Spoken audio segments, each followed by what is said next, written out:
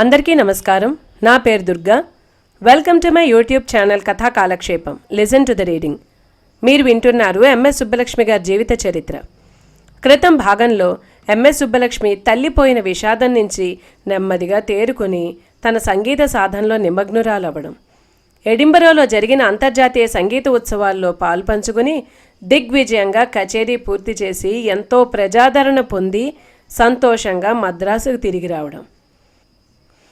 ఆ రోజుల్లోనే 1966 అక్టోబర్ 24 ఐక్యరాజ్య సమితి ఆవిర్భావ దినోత్సవం. ఆ రోజును పురస్కరించుకొని ప్రభుత్వం ఎంఎస్ సుబ్బలక్ష్మిని సంగీతాన్ని ప్రపంచానికి పరిచయం చేయవలసిందిగా భారత ప్రభుత్వం కోరింది. ఆవిడని భారత అధికార ప్రతినిధిగా కూడా నియమించింది.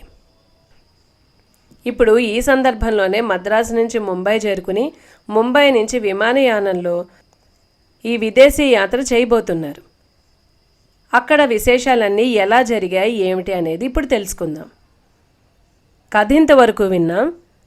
కథ ఇలా కొనసాగుతుంది.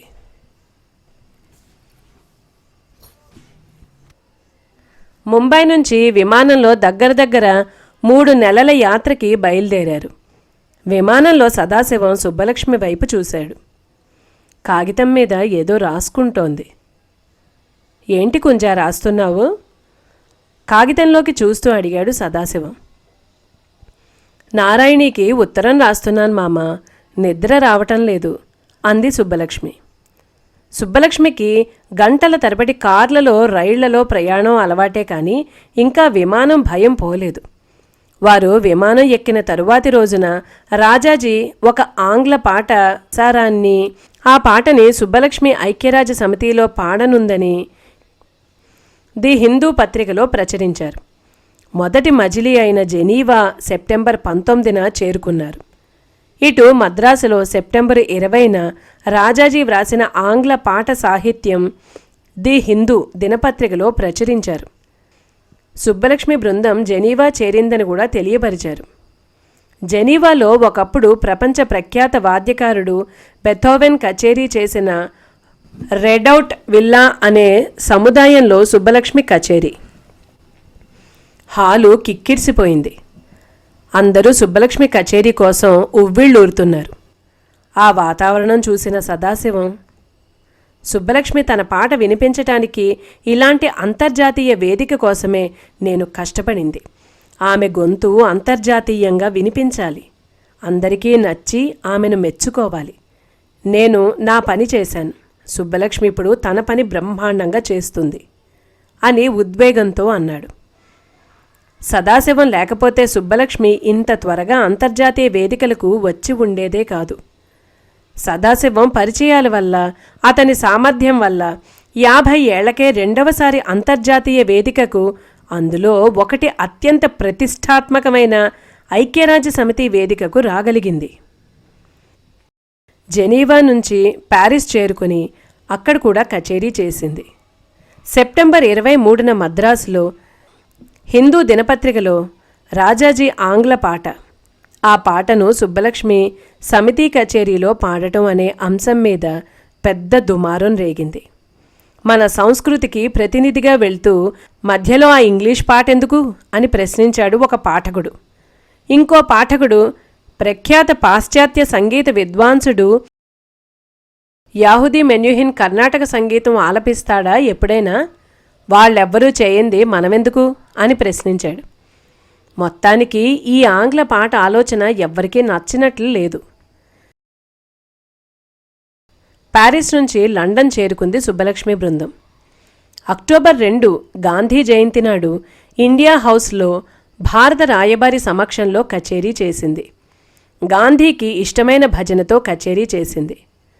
మద్రాసులో లండన్ కచేరీ గురించి వివరాలు తెలుపుతూ ది హిందూ పత్రికలో కంచి పరమాచార్య కృతి మైత్రీం భజత సాహిత్యం కూడా ప్రచురించింది. లండన్ నుంచి అమెరికా చేరుకుంది సుబ్బలక్ష్మి బృందం. ఇంకొక కచేరీ చేసుకుంటూ అతి ముఖ్యమైన కచేరీ అయిన ఐక్యరాజ్య సమితి కచేరీకి న్యూయార్క్ చేరుకుంది. న్యూయార్క్ విడిదిలో సుబ్బలక్ష్మి, రాధ, విజయ మధ్యాహ్నం జరగనున్న కచేరీకి సన్నద్ధమవుతున్నారు. వారి కంచిపట్టు చీరలు పక్కన పెట్టుకుంటున్నారు. ఒక పని మీద సుబ్బలక్ష్మి రాధను పిలిచింది. ఆ పిలుపు సుబ్బలక్ష్మికే వినిపించలేదు. మళ్ళీ పిలిచింది. రాధా, రాధా అనుకుంటూ. గొంతు పెగలటం లేదు. అస్సలు గొంతులోంచి మాట బయటికి రావటం లేదు. సుబ్బలక్ష్మికి ఒకసారి వెన్నులో వణుకు పుట్టికొచ్చింది. ఇంకొన్ని గంటల్లో భారతదేశ ప్రతినిధిగా, కర్ణాటక సంగీతపు ప్రతినిధిగా అతి ముఖ్యమైన కచేరీ జరగనుంది. సదాశివం వైపు చూసింది. ఈ కచేరీ బ్రోచర్లో వివరాలు చూసుకుంటున్నాడు. రాధ దగ్గరకు వచ్చి చేయి పట్టుకుని రాధని పక్క గదిలోకి తీసుకెళ్ళింది. ఏంటమ్మా ఇటు తీసుకొచ్చావు అడిగింది రాధ.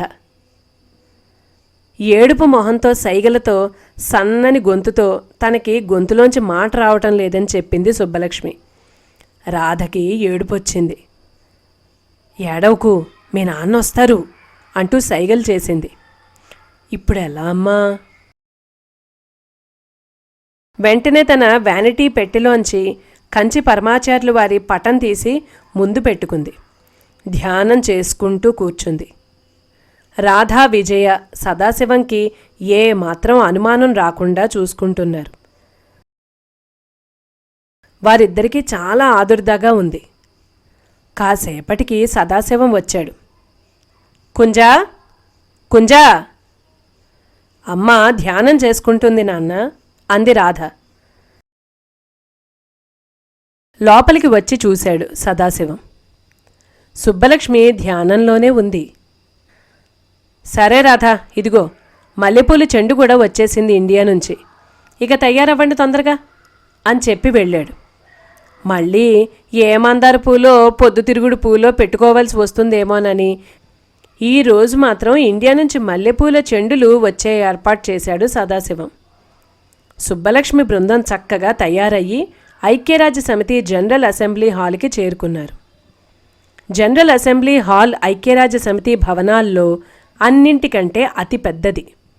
ఒకసారి ఢిల్లీలో టీటీ కృష్ణమాచారి సుబ్బలక్ష్మికి పార్లమెంటు భవనం చూపించినప్పుడు ఆ విస్తీర్ణాన్ని చూసి, ఇలాంటి సౌధంలో కచేరీ చేస్తే ఎంత బాగుంటుంది కదా అని అంది. భారత పార్లమెంట్లోనైతే అవకాశం రాలేదు. కానీ ఇప్పుడు భారత పార్లమెంటు కంటే 3 ఇంతలు పెద్దదైన సౌధంలోకి సుబ్బలక్ష్మి కచేరీ కోసం అడుగుపెట్టింది. ముందుగా పక్కవాద్య కళాకారులు, గాత్ర సహకారం అందిస్తున్న రాధ, తంబూరు వేస్తున్న విజయ వెళ్ళి అక్కడ 1800 మందితో నిండి సౌధంలో వారికి ముందు ఉన్న వేదికపై పరిచి ఉన్న తివాచీ మీద కూర్చున్నారు. టీకే మూర్తి ఎడింబరోలో తప్ప ఇంకెవ్వరూ ఇలాంటి వాతావరణాన్ని చూడలేదు. కాస్త మసగగా ఉంది. అల్లంత దూరాన వెలుగుతున్న విద్యుత్ దీపాలు. ఈ సౌధం ఎంత పెద్దదో, అక్కడ ఎంతమంది కూర్చున్నారో ఒక అంచనా ఇస్తుంది. ఆ తర్వాత సివి నరసింహన్ వచ్చి, mister president, mister secretary general, your excellency, ladies and gentlemen, ఈ మధ్యాహ్నం మీరు వినబోయే సంగీతం మీలో కొందరికి కొత్తగా, భిన్నంగా అనిపించవచ్చు. ఈ పాటలు ఎక్కువగా తెలుగులో, సంస్కృతంలో ఉంటాయి. సంస్కృతం భారతదేశపు ప్రాచీన భాష. దక్షిణ భారత శాస్త్రీయ సంగీతపు పాటలన్నీ ఎక్కువగా తెలుగు భాషలో ఉంటాయి. పాడబోయే ఇతర పాటలు కన్నడ భాషలో ఒక పాట, తమిళంలో ఒక పాట. ఈ పాటని 6 రీతులలో పాడుతారు. ఆ తర్వాత కంచి కామకోటి పీఠాధిపతి జగద్గురు శంకరాచార్యులు వారు ప్రత్యేకంగా ఈ సందర్భం కోసం కూర్చిన మంగళాశాసనం సంస్కృతంలో ఉంటుంది. అలాగే భారతదేశ గొప్ప రాజనీతిజ్ఞుడు అయిన చక్రవర్తి రాజగోపాలాచారి గారు ప్రేమతో రాజాజీ అని పిలువబడేవారు. ఈ సందర్భం కోసమే ప్రత్యేకంగా కూర్చిన ఇంగ్లీష్ గీతం ఒకటి ఉంటుంది. Your excellencies, ladies and gentlemen, ఇప్పుడు సగర్వంగా ఈనాటి కళాకారిణిని మీ ముందుకు ఆహ్వానిస్తున్నాను అని చెప్పి మైకుతో సహా వెళ్ళిపోయాడు. ఇప్పుడు సౌధం అంతా పూర్తిగా మసగగా చేయబడింది. వేదికకు కుడివైపు నుంచి సుబ్బలక్ష్మి నడుచుకుంటూ వస్తూ ఉంటే సుబ్బలక్ష్మి మీదే వెలుతురు వేస్తూ సుబ్బలక్ష్మి వేదిక మీద తన బృందం దగ్గరకు వచ్చేదాకా దారి చూపిస్తుంది. ఆ తర్వాత ఆ వెలుతురు వేదిక మీదనున్న కచేరీ సభ్యుల మీద ఉండి సౌధం అంతా మసగ్గా ఉండిపోయింది. సుబ్బలక్ష్మి ముందుగా ఎదురుగా ఉన్న సభ్యులకి నమస్కారం చేసింది.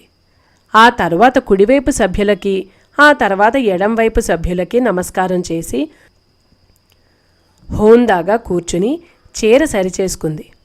ఇక కచేరీ మొదలుపెట్టే సమయం వచ్చింది. గొంతు సంగతి ఇంకా సుబ్బలక్ష్మికి కూడా తెలియదు. పైకి నవ్వుతూ హోందాగా గంభీరంగా ఉన్న మనసులో ఇంకా పరమాచార్యుని ధ్యానం చేసుకుంటూ ఉంది. మొదటి కృతి రామా నన్ను బ్రోవవా. ఇప్పుడు ఆ పరంధాముడి బ్రోవు కావాలి. ఎప్పుడూ పాటని భావంతో పాడే సుబ్బలక్ష్మికి పాటకి ముందే భావంతో నిండిపోయింది గొంతు. రాధకి, విజయ్కి, సుబ్బలక్ష్మికి ఉత్కంఠగా ఉంది. మరుక్షణం గొంతు విప్పి పాడాలి. చివరిసారిగా పరమాచార్యులను తలుచుకుంది. తంబూరనాదం వినిపిస్తుంది. గొంతు సరిచేసుకుంటూ చిన్న ఆలాపన చేసింది. రామా నన్ను బ్రోవవా అంటూ పాట అందుకుంది. ఆశ్చర్యం, గొంతు మామూలుగా చక్కగా ఉంది. సుబ్బలక్ష్మి, రాధా, విజయ అందరూ మనసులోనే ఆనందపడుతూ పాట కొనసాగించారు. ఈ త్యాగరాజు కృతిలో కర్ణాటక సంగీత రీతికి ప్రత్యేకమైన నెరవు, కల్పన స్వరాలని ఈ విశ్వవేదికకు పరిచయం చేసింది. ఈ త్యాగరాజు కృతి అయిన తర్వాత 1800 మంది వివిధ దేశాల సభ్యులు మొదటిసారిగా విన్న కర్ణాటక సంగీతపు కృతికి అబ్బురపడి చప్పట్లతో ఆనందాశ్చర్యాలను తెలిపారు. రెండవ పాట సారసాక్ష పరిపాలయమాం, స్వాతి తిరునాళ్ సంస్కృత కృతి. ఈ పాటకు మొదలులో కర్ణాటక సంగీత రాగాలాపన రుచి చూపించింది. ఆ తర్వాత కృతి సుబ్బలక్ష్మికి ఇష్టమైన శంకరాభరణం రాగంలో శ్యామాశాస్త్రి కృతి సరోజదళనేత్రి. సరోజదళనేత్రి. తన మధురై అమ్మవారి మీద ఈ కృతి ఒక్కటే అరగంట పైగా సాగింది. మొదట 10 నిమిషాలు రాగాలాపన చేసింది. తరువాత వయోలిన్ వాద్యకారుడు 10 నిమిషాలు రాగాలాపన చేశాడు. తరువాత సుబ్బలక్ష్మి కృతి పాడింది. చివరగా వినాయకరామన్ ఘటం, టీకే మూర్తి మృదంగంల తనియావర్తనం. ఈ తనియావర్తనానికి శ్రోతలు 3 సార్లు చప్పట్లు కొట్టారు. సివి నరసింహన్ మళ్లీ వచ్చి, your excellencies, ladies and gentlemen, ఇప్పుడొక విరామం. ఆ తర్వాత మొదటి పాట ఇంగ్లీష్లో గీతం. ఈ గీతానికి శ్రీ హెరాల్డ్ షాంప్, శ్రీమతి సుబ్బలక్ష్మి, రాధకు పియానో సహకారం అందిస్తారు అని చెప్పి వెళ్ళాడు. ఆ చిన్న విరామం కోసం సుబ్బలక్ష్మి బృందం అంతా లేచి వారి గదిలోకి వెళ్లారు. సుబ్బలక్ష్మి 5 గంటలు బిగిన కచేరీ చేయగలదు. ఇప్పుడు అయింది 1 గంట మాత్రమే. విరామం సుబ్బలక్ష్మికి కాదు, వింటున్న వాళ్ళకి. కొద్దిపాటి విరామం తర్వాత కర్ణాటక సంగీత కచేరీలలో ఎవ్వరూ ఇప్పటిదాకా చూడని విశేషం చూడాల్సొచ్చింది. విరామం తర్వాత వచ్చిన సుబ్బలక్ష్మి, రాధ వేదికకు ఒక పక్కన నుంచొని రాజాజీ వ్రాసిన ఆంగ్ల పాట పాడారు. ఆ తర్వాత వచ్చి కూర్చొని కచేరీ మొదలుపెట్టారు. కర్ణాటక సంగీత రత్నత్రయంలోని ముత్తుస్వామి దీక్షితుని కృతి శ్రీరంగపుర విహారతో మొదలుపెట్టారు. ఆ తర్వాత మైసూరు మహారాజా జయచామ రాజేంద్ర వడియార్ కృతి శివ శివ భో, పురందరదాసు కృతి జగదోద్ధారణ తరువాతి పాట. ఈ పాట అయిన తరువాత సభ్యులు చేసిన కరతాళ ధ్వనులు ఇప్పటిదాకా వినిపించిన దానికంటే గట్టిగా ఎక్కువసేపు వినిపించాయి. శ్రోతలను తన వైపు తిప్పుకుంది అనటానికి ఇది నిదర్శనం. జగదోద్ధారణ హిందుస్థానీ కాఫీ రాగంలో ఉండే ఈ కృతి చాలా క్లిష్టమైన కృతి. ఊపిరి తీసుకోవటానికి కూడా తెరిపి ఉండదు.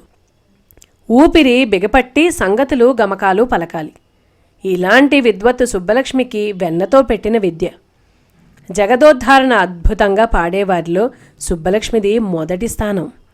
ఆ విద్వత్తుని విదేశీయులు కూడా గుర్తించి గౌరవించినందుకు ఆనందించింది సుబ్బలక్ష్మి బృందం. తరువాతి పాట మీరా భజన, హరి తుమ్ హరో. ఆ తరువాతి పాట రాగమాలికలో తమిళ పాట వడరై గయి మా తథి. ఇంకొక పాట ఉందనగా ఐక్యరాజ్య సమితి జనరల్ సెక్రటరీ యుథాంట్ వచ్చి ముగింపు భాషణ ఇచ్చారు. Your excellencies, ladies and gentlemen, మీ అందరికీ తెలుసు మనకు మామూలుగా ప్రతి సంవత్సరం 2 కచేరీలుంటాయి. ఒకటి ఐక్యరాజ్య సమితి దినోత్సవం రోజున, ఇంకొకటి మానవ హక్కుల దినోత్సవం రోజున. గత ఏడాది అంతర్జాతీయ సహకార దినోత్సవం సందర్భంగా ఇంకొక కచేరీ ఏర్పాటు చేయి నిశ్చయించాం. అందుకోసం నేను శ్రీమతి సుబ్బలక్ష్మిని, ఆమె సంగీత సహాయకులను న్యూయార్క్ ఆహ్వానించాను. అనేక కారణాల వల్ల కచేరీ వాయిదా చేయబడింది. అందుచేత ఈ సంవత్సరం మరలా శ్రీమతి సుబ్బలక్ష్మిని ఆహ్వానించాను. ఐక్యరాజ్య సమితి దినోత్సవం ముందు రోజు కచేరీ చేయమని. మీరంతా 1 గంట దాకా ఆమె సంగీతం విన్నారు. చూస్తూ ఉంటే ఈ కార్యక్రమం బాగా విజయవంతమైందనిపిస్తుంది. మనం చాలా మంచి సంగీతం విన్నాం.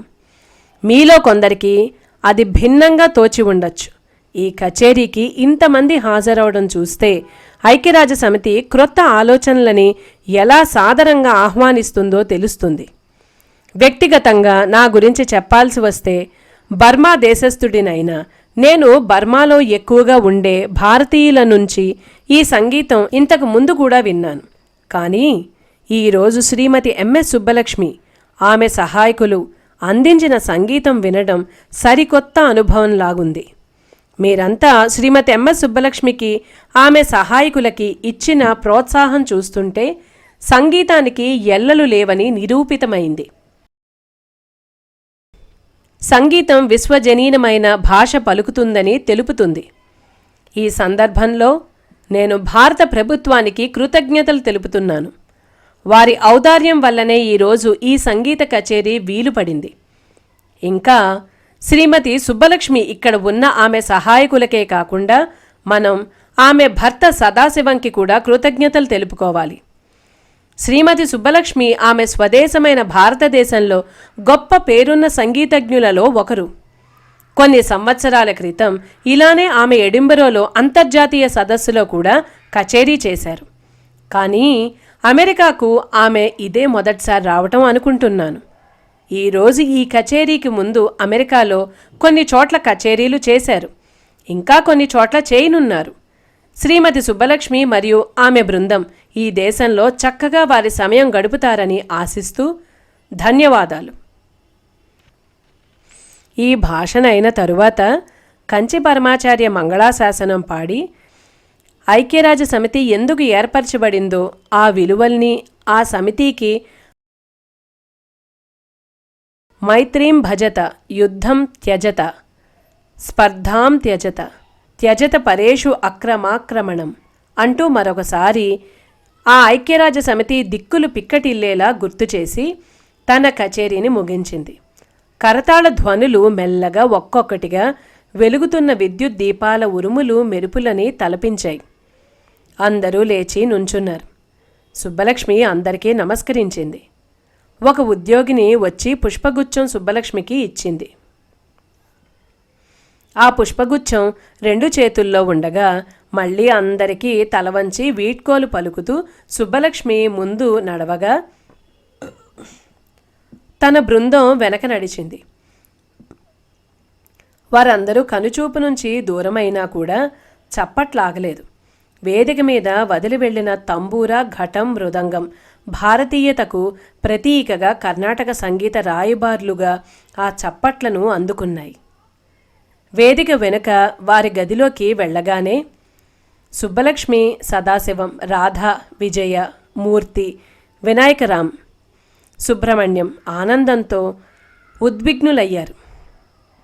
ఒకళ్ళనొకళ్ళు అభినందించుకున్నారు. ఏ ప్రకారంగా చూసినా అత్యంత ప్రతిష్టాత్మకమైన కచేరీని దిగ్విజయంగా ముగించారు.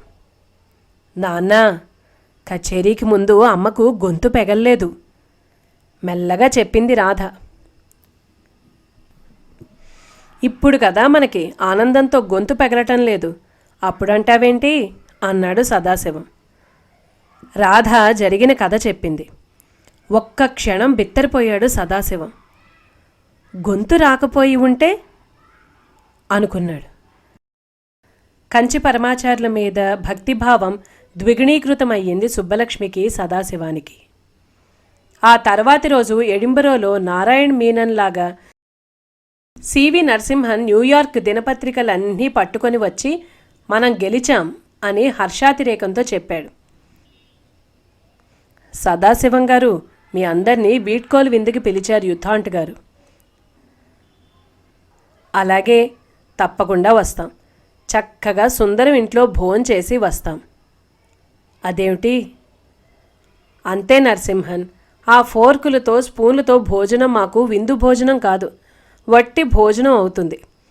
ఒక ప్రక్క ఆఖరితో నకనకలాడిపోతూ నవ్వుతూ మాట్లాడాలి. మా వల్ల కాదు నరసింహన్ గారు అన్నాడు సదాశివం విదేశీ యాత్రల్లో విందు భోజనాల గురించి తమ బృందం అభిప్రాయం చెబుతూ. విదేశాలలో ఎక్కడ ఉన్నా అక్కడ తమిళులు లేకపోతే ఇంకెవరైనా భారతీయులు సుబ్బలక్ష్మి బృందం కోసం భోజనాలు ఏర్పాట్లు చేస్తున్నారు. యుద్ధాంట్ గారు విందుకు పిలిచిన రోజు మైలాపూర్ సుందరం ఇంటికి భోజనానికి వచ్చారు. చక్కగా భోజనం చేసి కూర్చోగా సదాశివం చెప్పగా అతిథుల కోసం సుబ్బలక్ష్మి పాడటం మొదలుపెట్టింది. తంబూర కూడా లేకుండా సుబ్బలక్ష్మి గానాన్ని ఆస్వాదిస్తున్నారు. కానీ కాసేపట్లోనే ఆ ఇంటి గోడకే ఆనుకుని ఉన్న పక్కింట్లో నుంచి సుత్తులు గోడను కొడుతూ ఉంటే ఆ శబ్దాలు గట్టిగా వినిపిస్తున్నాయి. ఈ అపశృతులు పాట వింటున్న వారికి చాలా ఇబ్బందిగా ఉన్నాయి. సుబ్బలక్ష్మి బృందానికి ఆతిథ్యం ఇచ్చిన వ్యక్తి పక్కింటికి వెళ్లకుండానే, నేనేం చేయలేనండి, క్షమించండి అని చెప్పాడు. మన మద్రాసు కాదు కదా, రూపాయి చేతిలో పెట్టి కాసేపు కాఫీ తాగిరండి బాబు అని చెప్పడానికి గుసగుసలాడుకున్నారు వినాయకరామ్ మూర్తి. సుబ్బలక్ష్మి ఆ మోతల్ని పట్టించుకోకుండా పాట పాడుతూనే ఉంది. ఇబ్బంది పడుతూనే వింటున్నారు ఆ ఇంట్లో ఉన్నవాళ్ళు. కాసేపటికి ఆ మోతలు ఆగిపోయాయి. అందరూ హమ్మయ్య అనుకుని హాయిగా సుబ్బలక్ష్మి పాట వింటున్నారు. ఇంతలో ఎవరో తలుపు తట్టారు.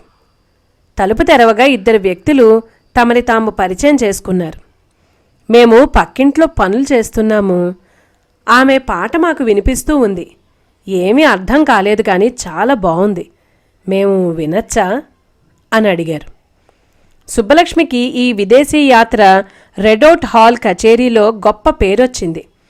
ఐక్యరాజ్య సమితి కచేరీని అమెరికా పత్రికలు ఎలుగెత్తి చాటాయి. కానీ ఈ ఇద్దరి సామాన్యుల మెచ్చుకోలు సుబ్బలక్ష్మికి మహదానందమయ్యింది. ఐక్యరాజ్య సమితి కచేరీ తర్వాత అమెరికాలోని ఇతర ప్రాంతాలలో కచేరీలు చేస్తూ ఉంది సుబ్బలక్ష్మి. తన రెండవ విదేశీ యాత్రని దిగ్విజయంగా పూర్తి చేసి డిసెంబర్ 4న బొంబాయి చేరుకుంది. భారత అధికార ప్రతినిధికి స్వాగతం పలుకుతూ ప్రభుత్వ ప్రతినిధులు, బంధువులు, స్నేహితులు, అభిమానులు విమానాశ్రయానికి వచ్చి ఆత్మీయంగా అట్టహాసంగా స్వాగతం పలికారు. ఆ రోజునే బయలుదేరి డిసెంబర్ 5న మద్రాసు చేరుకున్నారు. మద్రాసు రైల్వే స్టేషన్లో సుబ్బలక్ష్మికి అఖండమైన స్వాగతం లభించింది. ఇంటికి వెళ్ళగానే ఆత్మనాథన్ ఒక టెలిగ్రామ్ ఇచ్చాడు సదాశివానికి. సదాశివం, మీరు స్వదేశం చేరుకున్నందుకు నాకు చాలా సంతోషంగా ఉంది. సుబ్బలక్ష్మిని చూసి మేమంతా గర్వపడుతున్నామని చెప్పు. సర్వేపల్లి రాధాకృష్ణ భారత రాష్ట్రపతి. సుబ్బలక్ష్మిని ఇంటి ఆడవాళ్లంతా చుట్టుముట్టారు. పిల్లల్ని ముద్దు చేసుకుంటుంది సుబ్బలక్ష్మి. ఆత్మా కేక వేశాడు సదాశివం. ఇదేంటి, ఎవరిలా రాశారు అరుస్తున్నాడు సదాశివం. ఏంటి అనుకుంటూ సదాశివం చేతిలోని పత్రికలోకి చూశాడు. అవును మామ, ఇక్కడందరూ ఇలానే అనుకుంటున్నారు. బడిపిల్లల్లాగా మన ఎంఎస్ సుబ్బలక్ష్మి అంతమంది ముందు నుంచొని పాట పాడటమేంటి, అసహ్యంగా ఉందంటూ తిట్టిపోశారు మామా. ఇంకా ఎవరేమన్నారు దీని గురించి? గద్దించాడు సదాశివం. మన వాళ్ళేమో ఈ యాత్రకి రాజాజీ పాట దిష్టి చుక్క అని అన్నారు మామ. సార్, రాజాజీ వస్తున్నారు, గుమాస్తా వచ్చి చెప్పాడు. వెంటనే ఆ పత్రికలన్నింటినీ ఒక చుట్ట చుట్టి ఎవరికీ కనిపించని చోట దూర్చాడు సదాశివం. తన గురువు దైవం అయినటువంటి వారి పాటను ఇలా పత్రికలు వాటికి ఇష్టం వచ్చినట్లు రాయటం ఏమాత్రం నచ్చలేదు సదాశివానికి. స్వతంత్ర కార్యాలయంలో గురువుకి సుఖాసనం ఏర్పరిచి చేతులు కట్టుకు కూర్చున్నాడు. సదాశివం, నాకు చాలా సంతోషంగా ఉంది. నువ్వు ఎన్నికల కల్లా తిరిగి వచ్చావు. అంతా మనకు అనుకూలంగా సాగిపోతుంది. నా మాట రాసుకో, ఈసారి కాంగ్రెస్ ఓడిపోతుంది. కాంగ్రెస్ వాదిగా ఉండి కాంగ్రెస్లో గడించిన అనుభవాన్నంతా కాంగ్రెస్కు వ్యతిరేకంగా ఎక్కుపెట్టాడు ఈ రాజకీయ కురువృద్ధుడు. సంవత్సరం క్రితమే డిఎంకే పార్టీ స్వతంత్ర పార్టీకి పొత్తు కుదిర్చాడు. 2 నెలల్లో మద్రాసు రాష్ట్ర ఎన్నికలు జరగనున్నాయి. కల్కి బంగళా ఆవరణలోనే స్వతంత్ర కార్యాలయం కూడా ఉండడంతో రాజాజీ ఆధ్వర్యంలో రోజూ జరిగే చర్చలతో, సమీక్షలతో, సభలతో ఎంతో హడావిడిగా ఉంది. ఆ హడావిడి యొక్క వేడి రోజుకి 16 గంటలు కల్కి బంగళాలోని వంటగదుల్లో మండుతున్న వంట చెరుకు చెప్తుంది. తంగం దగ్గర తరుగుతున్న నెలసరి డబ్బులు చెప్తున్నాయి. సదాశివం ఈ విధంగా రాజకీయాలలో నిమగ్నమై ఉండగా సుబ్బలక్ష్మికి కాస్త తీరిక దొరికింది. ఫిబ్రవరి దాకా ఎలాంటి కచేరీలు లేవు. సుబ్బలక్ష్మి అమ్మలక్కల సుబ్బక్కయ్యింది. ఇప్పటికల్లా తన మనుమ సంతానం 10 మంది ఉన్నారు. సదాశివం తరపున బంధువులు లెక్కలేనంతమంది. ఈ తీరిక వేళ అందర్నీ పలకరించే పని మీద ఉంది. రాజాజీ ఊహించినట్లుగానే డిఎంకే స్వతంత్ర కూటమి మద్రాసు రాష్ట్ర సార్వత్రిక ఎన్నికలలో విజయం సాధించింది. ఎంకి పెళ్లి సుబ్బిచావుకొచ్చినట్లు మళ్లీ తంగంకు నడ్డి విరిగేంత పని. సదాశివం బ్రహ్మాండమైన విందు ఏర్పాట్లు చేశాడు. ఇటు ప్రముఖులు, అటు కార్యకర్తలు ఎంతోమంది విందారగించారు. ముఖ్యమంత్రి కాబోతున్న అన్నాదురై ఈ విందులో, సదాశివం, నీ దేశభక్తి పాటలు నేను అప్పట్లో విన్నాను, ఏది మళ్ళీ పాడి రోజు అని అడిగాడు. దానికి సదాశివం, సుబ్బలక్ష్మిని చేసుకున్న తర్వాత నేను పాటలు పాడటం ఆపేశాను, క్షమించండి, పాడలేను అన్నాడు. అన్నాదురై ఇక మళ్ళీ అడగలేదు. సదాశివం పాడటం ఒక్కటే చేయంది. సుబ్బలక్ష్మి పాటకి సంబంధించి మిగతా అన్ని పనులు చేస్తాడు. కచేరీ సందర్భం, స్థలమును బట్టి ఎలాంటి పాటలు పాడాలో నిర్ణయిస్తాడు. అవి ఏ వరుసలో పాడాలో నిర్ణయిస్తాడు. ఏ రాగ తాళ కాలంలో ఆ పాటలు ఉండాలో కూడా నిర్ణయించేస్తాడు. జన్మతః సంగీత జ్ఞానం ఉంది కాబట్టి సుబ్బలక్ష్మిని చేసుకున్న వెంటనే సంగీత శాస్త్రం యొక్క సూత్రాలు ఆకళింపు చేసుకున్నాడు. ఈ జ్ఞానంతో సుబ్బలక్ష్మి ఏ పాట పాడితే బాగుంటుందో, ఏ పాట పాడితే బాగుండదో ఇట్టే పసిగట్టేసేవాడు. మద్రాసు రేడియో వారు తమిళ పాటను, భాషను ప్రోత్సహించటానికి 2వ శతాబ్దపు తిరుక్కురళ్ పాటలను కర్ణాటక బాణీలో అమర్చి జిఎన్ బాలసుబ్రహ్మణ్యం, అరియక్కుడి, పట్టమ్మ, మహారాజపురం లాంటి విద్వాంసులకు నేర్పుతామన్నారు. వీరందరూ వెనకాడారు. సదాశివం సుబ్బలక్ష్మికి ఆ పాటలు నేర్పించడం మొదలుపెట్టాడు. కానీ 4 పాటలు నేర్చుకున్న తర్వాత ఈ పాటలు సుబ్బలక్ష్మి గొంతుకకు నప్పటం లేదని రేడియో వారిని ఇక రావద్దని చెప్పాడు. సుబ్బలక్ష్మి తండ్రి సుబ్రహ్మణ్యం అయ్యర్ కూతురికి సంగీత జ్ఞానం ఉన్నవాడికే సుబ్బలక్ష్మినిచ్చి పెళ్లి చేయాలనుకున్నాడు. ఆయన స్వయంగా చేయలేకపోయినా, చూడలేకపోయినా ఆయన దీవెనల వల్ల సుబ్బలక్ష్మికి అలాంటి భర్తే దొరికాడు. ఇలాంటి సంగీత జ్ఞానమే సదాశివం కూతురైన రాధకు కూడా వంశపారంపర్యంగా అబ్బింది. కల్కి బంగళాలో నికరంగా నివాసముండేది సుబ్బలక్ష్మి, సదాశివం, తంగం, తంగం భర్త అనంత్. సమయానికి వచ్చిపోయే 10 మంది పని మనుషులు కాకుండా సుబ్బలక్ష్మిని సదాశివాన్ని విడవలేక విడిచి వెళ్ళి ప్రొద్దున్నే మళ్ళీ చేరుకునేవారు. విశాలం ఆత్మ. విశాలం సుబ్బలక్ష్మికి ఆంతరంగిక పరిచారకురాలు. విశాలం తల్లి సుబ్బలక్ష్మికి పెళ్ళైన కొత్త నుండి పనులు చేస్తూ తన తర్వాత తన కూతురికి ఈ కల్కి సంస్థానం కొలువు ఖాయం చేసి వెళ్ళింది. విశాలంకి పెళ్ళై కుటుంబం ఉన్నా ఎప్పుడో రాత్రికి వెళ్ళి మళ్ళీ పొద్దున్నే వచ్చేస్తుంది. ఆత్మ కూడా అంతే. సదాశివం తర్వాతే అతనికి తన సంసారం. ఉండేది ఈ 6గురే అయినా రాధా, విజయ, అంబి, ఆనంది, సుబ్బలక్ష్మి గురువులు రోజూ వస్తూనే ఉంటారు. ఇంకా సదాశివం కుటుంబంలో వారెవరైనా ఎంతమందైనా నిరాటంకంగా రావచ్చు. ఏ పూట భోజనమైనా టిఫిన్లైనా 50 మందికి తగ్గకుండా వండి వారుస్తూ ఉంటారు. ఏ పూటకు ఆ పూటకి విందు భోజనాలే. ఏకబిగిన గంటలు కూర్చొని గురువుల ముందు సాధన చేస్తూ విందు భోజనాలు చేస్తూ సుబ్బలక్ష్మి ఈ సమయానికి కాస్త ఒళ్ళు చేసింది. ఇలాంటి విందు భోజనమే చేసి ఆడవాళ్ళందరూ ఒక గదిలో చాపలు పరుచుకొని పెచ్చాపాటి మాట్లాడుకుంటూ నిద్రపోయేటట్లున్నారు. వారి నిద్రని భంగపరుస్తూ క్రింద కల్కి కార్యాలయం నుంచి పెద్దగా నవ్వులు వినిపించాయి. ఏంటో అనుకున్నారు. మళ్లీ నిద్రలోకి జారుకుంటూ ఉండగా ఒక గుమాస్తా వచ్చి తలుపు కొట్టి ఒక ఉత్తరం ఇచ్చి వెళ్ళాడు. ఆ ఉత్తరాన్ని అందరిలో చిన్నదైన 15 ఏళ్ల గౌరికి ఇచ్చారు. చదవటం మొదలుపెట్టింది. అతి దివ్యమైన దేవతామూర్తి అయినట్టి గంధర్వ కాంత అయిన సుబ్బలక్ష్మీదేవి గారికి, నేను మీ పదాంబుజములను పూజించే ఒక సేవకుడిని.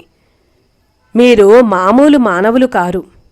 మీరు అసామాన్యులని బహుశా మీకు తెలియకపోవచ్చు. కానీ ఎవరో ఎలాంటివారో నేను చెప్తాను. మొదటి సన్నివేశం.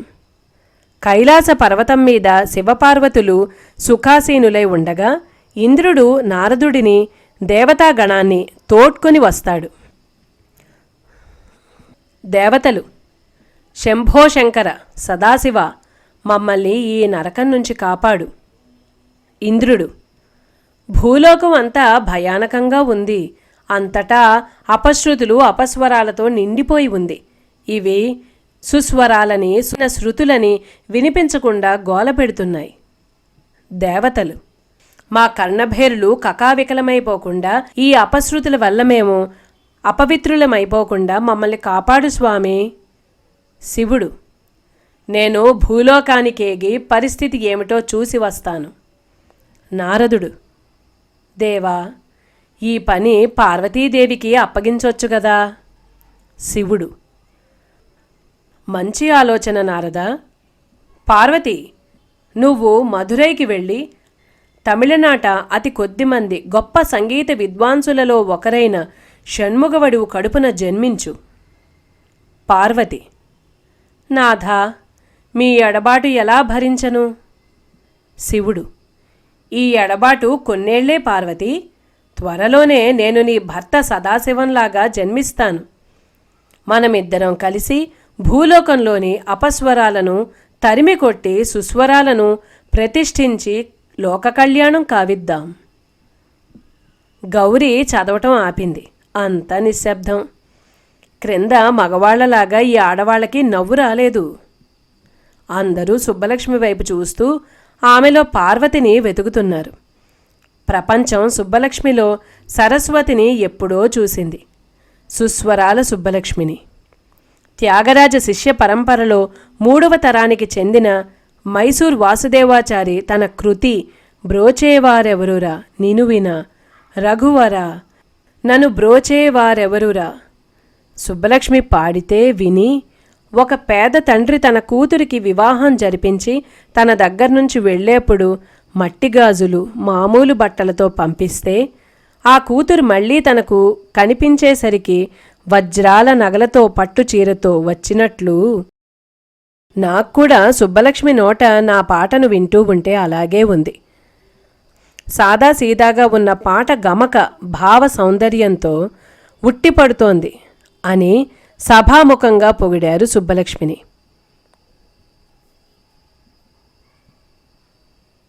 ప్రఖ్యాత హిందుస్థానీ గాయకుడు ఉస్తాద్ బడే గులాం అలీ ఖాన్ సుబ్బలక్ష్మిని 1950లోనే సుస్వర సుబ్బలక్ష్మి అని కొనియాడారు. షహనాయి కళాకారుడు ఉస్తాద్ బిస్మిల్లా ఖాన్ సుబ్బలక్ష్మికి దక్షిణ భారతపు షహనాయి అని కితాబిచ్చారు. 1949లోనే ఖాసా సుబ్బారావు తన స్వతంత్ర పత్రికలో ఎలాంటి ఉపమానాలు నిర్వచించలేని ఈమె గొంతు మన దేశంలోనే కాకుండా ప్రపంచం మొత్తంలో సంగీతమయమైన గొంతు. సుబ్బలక్ష్మి గొంతు గుసగుసలు, నిశ్శబ్దం, మధ్యస్థాయిలో పాడగలదు. అదే గొంతులో నయాగరా జలపాతాల హోరు కూడా వినిపిస్తుంది. ఇంకోసారి బ్రహ్మాండమైన తుఫానుల శక్తి తరంగాలు ప్రవాహం ఆ పాటలో ఝరిలో వినిపిస్తుంది. ఖంగుమనే గంటలా మ్రోగిన ఒక స్వరంతోనైనా ఆకాశం సముద్రమంత విస్తారంగా పాడుతున్న వేగవంతమైన పాట మలుపులోనైనా వినసొంపైన శ్రావ్యత ఉంటుంది. ఆ శ్రావ్యతతో పాటు ఆమె కళ్ళల్లో, ముఖంలో అద్భుతమైన భావ ప్రకాశం ప్రస్ఫుటిస్తుంది. పాటకు టీవీగా, గంభీరంగా ఆమె చూపే అమితమైన చేతుల కదలికలు చూస్తుంటే కుదురుగా నాట్యమాడుతున్న పాట కనిపిస్తుంది. ఈ మనోహరమైన దృశ్యాన్ని చూస్తూ రసజ్ఞులు ఆనందంలో తేలియాడుతూ పరవశులై సమయపాలన మర్చిపోయి తన్మయులై ఆమె పాట వింటూ వారి కనులకు, వీణులకు ఆత్రంగా విందు కావిస్తారు. ఎంఎస్ ఇప్పటికే మన దేశానికి గర్వకారణమయ్యారు. కోటాను కోట్ల మందికి తన పాట ద్వారా సంతోషాన్ని పంచుతున్నారు. త్వరలోనే ఆమె ఘనత దేశ సరిహద్దులు దాటుతుంది, ప్రపంచాన్ని తన పాటతో సమ్మోహనపరుస్తుంది అని భవిష్యవాణి రాశారు. ఖాసా సుబ్బారావు చెప్పిన రోజు తప్పకుండా వచ్చింది. 1963లో, 1966లో విదేశీ సంగీతజ్ఞులు సుబ్బలక్ష్మి సంగీత విద్వత్తుని గుర్తించారు. ది న్యూయార్క్ టైమ్స్ నవంబర్ 18, 1966న సుబ్బలక్ష్మి విద్వత్తుని ఇలా కొనియాడింది. ఆమె తన పాట ద్వారా తెలిపే భావం మాటలకందనిది. సుబ్బలక్ష్మి గొంతు ఇంకొక యంత్రవాద్యంలాగా, గాడి తప్పని స్వరంలాగా వినిపిస్తుంది. ఒక్కొక్కసారి ఆ గొంతు సన్నగా వినిపిస్తుంది, ఇంకొకసారి శంఖం పూరించినట్లుంటుంది, మరొకసారి చిక్కగా ఉంటుంది, అప్పుడప్పుడు అంతర్ముఖి అవుతుంది, ఇంకోసారి ఉవ్వెత్తున ఎగిసిపడుతుంది. ఆమె గొంతు పక్కవాద్యాలతో చక్కని సంభాషణ జరుపుతుంది. సుబ్బలక్ష్మి పాట పాశ్చాత్యులకు ఒక గొప్ప ఆవిష్కరణ. ఆమె పునరాగమనానికై మేమంతా ఉత్సుకతతో ఎదురు చూస్తూ ఉంటాం. ఇలా భారతదేశం అంతటా, విదేశాలలోనూ అందర్నీ అబ్బురుపరిచిన సంగీతం సుబ్బలక్ష్మిది. మరి ఇలాంటి సంగీతాన్ని గుర్తించవలసిన తీరులో గుర్తించకుండా ఎవరుంటారు? 1968 చివర్లో ఒకరోజు సుబ్బలక్ష్మి, సదాశివం, సెమ్మంగుడి, ముసిరి మ్యూజిక్ అకాడమీ కారులో బయలుదేరారు. దారిలో ముసిరి సెమ్మంగుడి వైపు చూసి ఒక సైగ చేశాడు. చెప్పండి అన్నట్లు. సదాశివం ఈ సంవత్సరం సంగీత కళానిధి బిరుదు సుబ్బలక్ష్మికి ఇవ్వడానికి మ్యూజిక్ అకాడమీ సభ్యులు నిర్ణయించారు చెప్పాడు సెమ్మంగుడి. సుబ్బలక్ష్మికి ఆనందంతో నోట మాట రాలేదు. సదాశివం మాత్రం ముసిరివైపు, సెమ్మంగుడి వైపు ఆశ్చర్యానందాలతో చూస్తూ, ఇది ఏకగ్రీవమే కదా, ఎవరూ అడ్డు చెప్పలేదుగా? ఎవ్వరూ అడ్డు చెప్పలేదు. సభ్యులంతా సుబ్బలక్ష్మికే ఓటు వేశారు.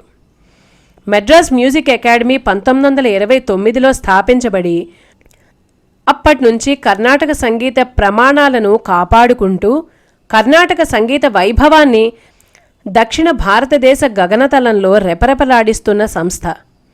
ఎన్నెన్నో సంస్థలు వచ్చి కాలగమనంలో కలిసిపోయినా 40 ఏళ్ల నుంచి కర్ణాటక సంగీతం కోసం పాటుపడుతున్న సంస్థ. అర్యకుడి రామానుజ అయ్యంగార్, ముసిరి సుబ్రహ్మణ్యం అయ్యంగార్, మైసూర్ వాసుదేవాచారి, చెంబై, ద్వారం వెంకటస్వామి నాయుడు నుంచి ఆ తర్వాత తరంలో జిఎన్ బాలసుబ్రహ్మణ్యం వరకు వారి సంగీత మేధస్సును గుర్తించి సత్కరించిన సభ ఇప్పుడు సంగీత కళానిధిగా సుబ్బలక్ష్మిని ఎంపిక చేసింది.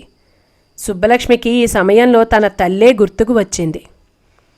తన తల్లి తన మొదటి సంగీత గురువు. తల్లి భిక్షే ఈనాటి తన సంగీత సంపద. 1969 జనవరి 1న సుబ్బలక్ష్మికి సంగీత కళానిధి బిరుదు ప్రదానం చేసే రోజుగా ఖాయం చేశారు అకాడమీ వారు. ఆ రోజున సుబ్బలక్ష్మి అధ్యక్ష ఉపన్యాసం ఇవ్వాలి. అప్పట్నుంచి వచ్చే సంవత్సరం ఇంకొకరిని సంగీత కళానిధి బిరుదుకి ఎంపిక చేసేదాకా సుబ్బలక్ష్మి మద్రాస్ మ్యూజిక్ అకాడమీ అధ్యక్షురాలి హోదాలో ఉంటుంది. ఈ అధ్యక్షురాలు ఇవ్వవలసిన ఉపన్యాసాన్ని ఆమె ప్రమేయం ఏమాత్రం లేకుండా తనదైన పద్ధతిలో సెమ్మంగుడి ముసిరి సహాయంతో కూరుస్తున్నాడు సదాశివం. అంతా అయిపోయిందన్న సమయాన సుబ్బలక్ష్మి అటువైపు వచ్చింది. కుంజమ్మా, నువ్వు చెప్పాల్సిన ఉపన్యాసం తయారైంది. నువ్వేమన్నా చెప్పాలనుకుంటున్నావా? అడిగాడు సదాశివం. సుబ్బలక్ష్మి కళ్ళు మెరిశాయి. అవును మామా అంది. అదేంటో చెప్పింది. అనవసరంగా అడిగినట్లున్నానే మనసులో అనుకున్నాడు సదాశివం. 1969 క్రిక్కిరిసిన మ్యూజిక్ అకాడమీ ప్రాంగణంలో అడుగుపెట్టింది ఎంఎస్ సుబ్బలక్ష్మి. గతంలో తనను 5 సంవత్సరాల పాటు బహిష్కరించిన మద్రాస్ మ్యూజిక్ అకాడమీ ఈరోజు వారి అత్యంత ప్రతిష్టాత్మకమైన బిరుదుని అందుకోవటానికి ఆహ్వానించింది. రసజ్ఞుల సంగీతజ్ఞుల హర్షాతిరేకం మధ్యన సుబ్బలక్ష్మి ఒకప్పటి కాశ్మీర్ యువరాజు కరణ్ సింగ్ చేతుల మీదుగా తన సంగీత కళానిధి బిరుదును అందుకుంది. ఇప్పుడు అధ్యక్షురాలి హోదాలో ఉపన్యాసం ఇవ్వాలి. అంతా ఒక పెద్ద కాగితంలో వ్రాసి ఇచ్చి ఉన్నదానిలోని మొదటి భాగం మాత్రం నేరుగా గుండెలోంచి వచ్చింది. మర్యాదులైన తరువాత తన గుండెలోని మాట చెప్పుకుంది. ఇలాంటి విశిష్టమైన సందర్భాలలో ఒక స్త్రీని అధ్యక్షత వహించమన్నప్పుడు ఆ స్త్రీకి తన తల్లి అందరికంటే ముందుగా జ్ఞప్తికి రావటం సర్వసాధారణం. ఈ విషయంలో నా తల్లి నాకు కేవలం మాతృమూర్తే కాకుండా నా సంగీత గురువు కూడా. మా అమ్మ మధురై వీణ షణ్ముగవడివు అనుగ్రహమే ఈరోజు నా ఈ సంగీత జ్ఞానం. నా తల్లిగా, నా సంగీత గురువుగా ఆమెకు నమస్కరిస్తూ ఆమె ఆత్మ ఎక్కడున్నా నన్ను కాపాడుతూనే ఉండాలని ప్రార్థిస్తున్నాను అంటూ మొట్టమొదటిసారిగా తన తల్లి గురించి బాహాటంగా చెప్పి క్రిక్కిరిసిన ప్రాంగణంలో శంఖానాదం పూరించి గుండె బరువు దించుకుని తనకు రాసి ఇచ్చిన ఉపన్యాసం చదువుకుంటూ వెళ్ళింది. ఆ తరువాతి రోజు సుబ్బలక్ష్మి తన అభిమానులని ఆశ్చర్యపరుస్తూ వీణ కచేరీ చేసింది. అక్షరాల అమ్మ వీణ మీద అమ్మ నేర్పిన వీణానాదం పలికించి 2 గంటల సేపు వీణుల విందు చేసింది. మరొక్కసారి అమ్మకు, అమ్మ వీణ పరంపరకు మద్రాస్ మ్యూజిక్ అకాడమీలో జేజేలు పలికింది. తన తల్లి మద్రాసు సంగీత సభలు, అందులోనూ మద్రాస్ మ్యూజిక్ అకాడమీ తన గుండె గదుల్లోని తీపి గుర్తులు.